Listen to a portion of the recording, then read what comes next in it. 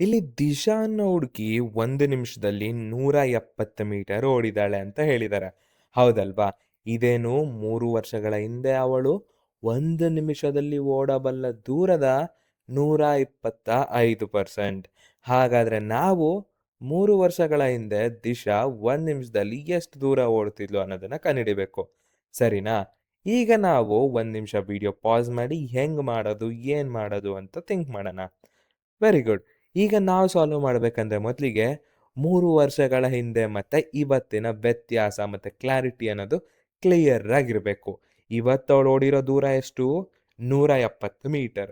3 ವರ್ಷಗಳ ಹಿಂದೆ ಅವಳು ಹೆಂಗ್ ಓಡ್ತಿದ್ಲು? ಇದು ನಮಗೆ ಗೊತ್ತಿಲ್ಲ. ಈ 170 ಮೀಟರ್‌ನ ನಾವು 125% ಅಂತ ಬರ್ಕೊಂಡ್ರೆ, ನಾವು ಈಗ 3 ವರ್ಷಗಳ ಹಿಂದೆ ಓಡಿದ ದೂರದ ಪರ್ಸೆಂಟೇಜ್ ಹೆಂಗ್ ಬರಿತೀವಿ? 100 ಅಂತ ಬರಿತೀವಿ. ಹೌದಲ್ವಾ? 100 ಬರೆದ್ರೆ ತಪ್ಪಾಗಲ್ಲ. ಇದು ಎಕ್ಸಾಕ್ಟ್ ಆಗಿ 100% ಆದ್ರೆ ಡಿಸ್ಟೆನ್ಸ್ ಏನು ಅಂತ ಕಂಡುಹಿಡಿಬೇಕು. ಅಷ್ಟೇ. ಈ 125% ಮತ್ತೆ 100% ನಾವು ಅನುಪಾತದಲ್ಲಿ ಬರೆದ್ರೆ ಈ ರೀತಿ ಬರಿತೀವಿ. ಇವೆರಡನ್ನ ಸಾಮಾನ್ಯವಾಗಿ ಕಾಮನ್ ಆಗಿ ಒಂದು ಸಂಖ್ಯೆ ಭಾಗಾಕಾರ ಮಾಡ್ತಿದೆ. ಅದು ಬಂದು 25.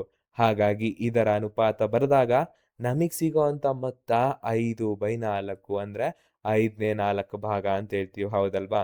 ಇದು 5/4 ಅಂತ ಆಗುತ್ತೆ. ಇದನ್ನ ಹೆಂಗ್ ಬರಿತೀವಿ? 4/4 ಅಂತ ಬರಿತೀವಿ. ಹೌದಲ್ವಾ?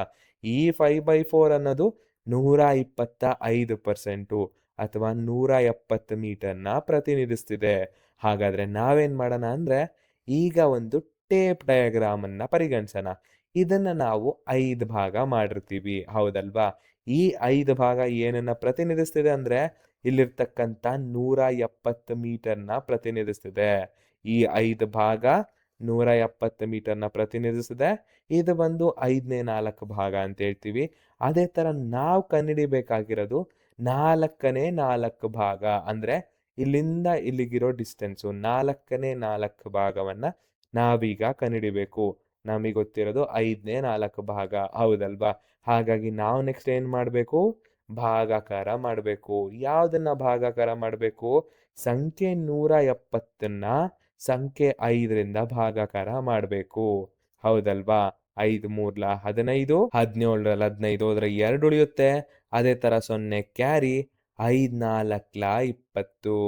ಹಾಗಾದ್ರೆ ಶೇಷ 0 ಅಂದ್ರೆ ಉತ್ತರ 34 ಅಂತಾಯ್ತು. ಪ್ರತಿಯೊಂದು ಬಾಕ್ಸ್‌ನ ಮೊತ್ತ ಏನು ಅಂದ್ರೆ 34. ಇಲ್ಲಿರ್ತಕ್ಕಂಥ ಎಲ್ಲಾ ಬಾಕ್ಸ್‌ನ ಮೊತ್ತ 34, 34, 34, 34 ಅಂತಾಗುತ್ತೆ. ಹಾಗಾದ್ರೆ ನಮಗ್ ಬೇಕಾಗಿರೋದೆಷ್ಟು? ಫಸ್ಟಿಂದ 4 ಬಾಕ್ಸ್‌ಗಳು. ಸೊ ಉತ್ತರ ಏನಾಗುತ್ತೆ? 34 ಇಂಟು 4 ಅಂತ ಆಗುತ್ತೆ. 34 ಇಂಟು 4ಲ 136.